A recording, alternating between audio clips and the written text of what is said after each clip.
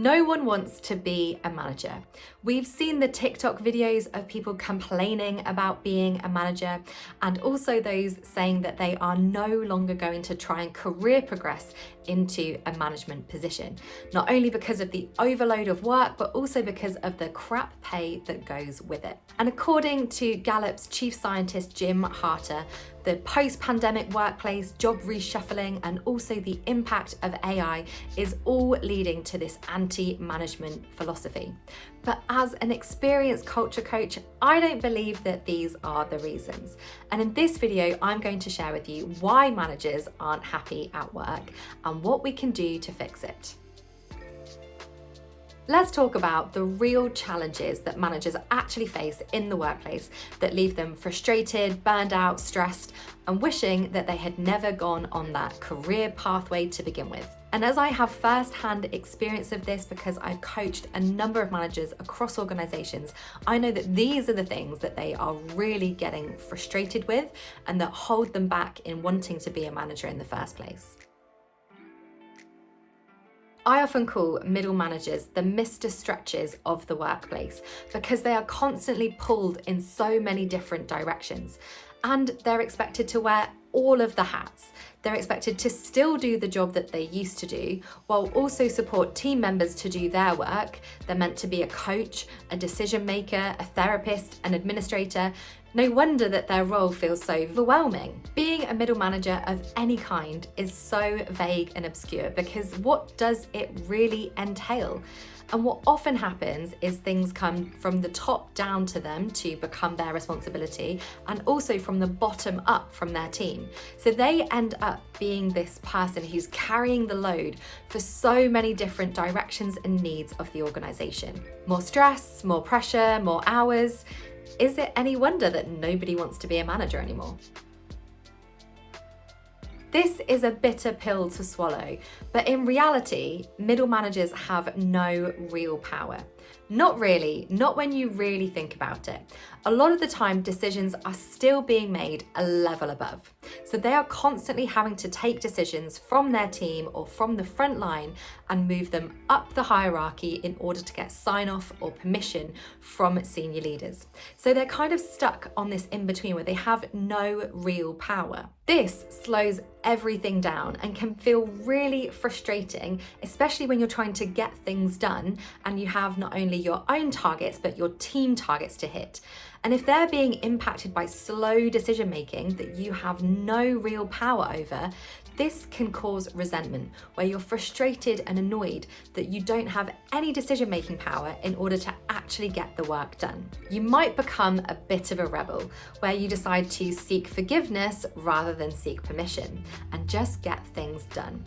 But this can become a criticism of your character, rather than a realization that the system is broken.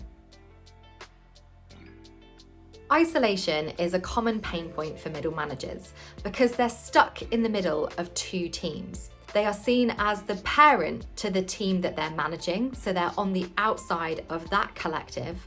And then often, because they're of a younger age or less experienced than senior leadership, they're seen as the child in a senior leadership dynamic.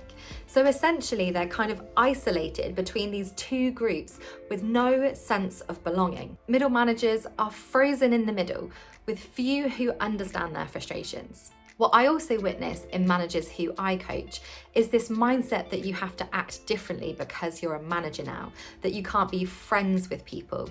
And this leads to even more isolation because it feels like you have to put on this professional mask when you come to work and that you can't just be yourself.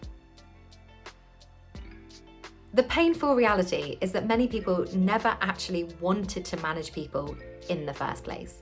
They maybe wanted a pay rise or a new challenge, but didn't necessarily want to take on the responsibility of suddenly having to manage people, especially because it comes with a totally different skill set.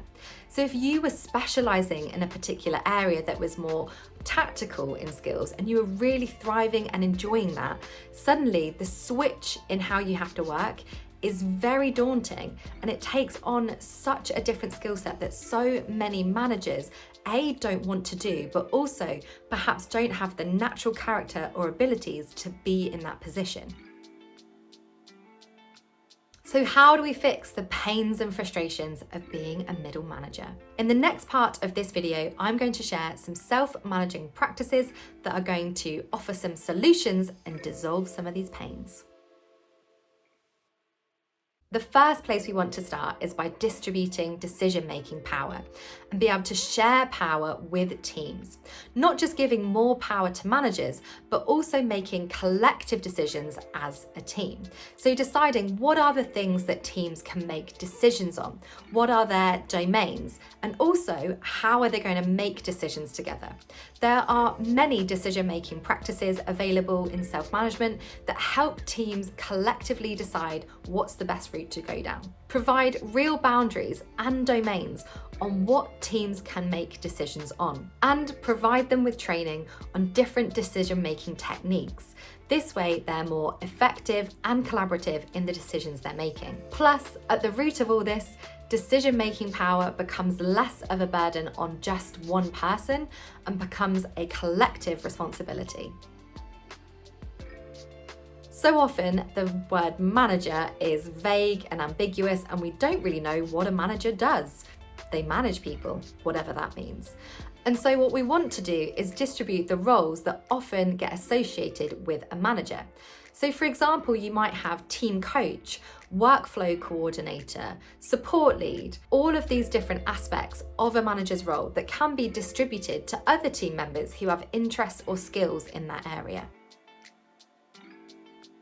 Goals are something that are either set from the top down, either from senior leadership or managers, but again, this just creates more work for managers when they have to look at the strategic goal of the organization and then try to decipher, okay, what goal am I going to set for the team? It's a very top-down approach, but instead what we can do is co-create goals with the team.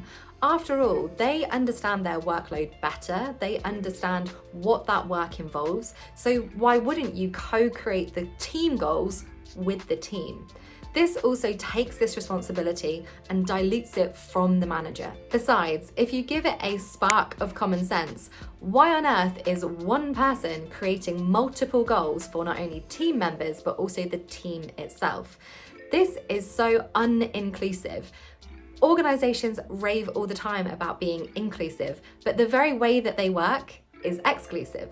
So actually working with the team is an inclusive way of co-creating effective team goals that they feel they will actually meet.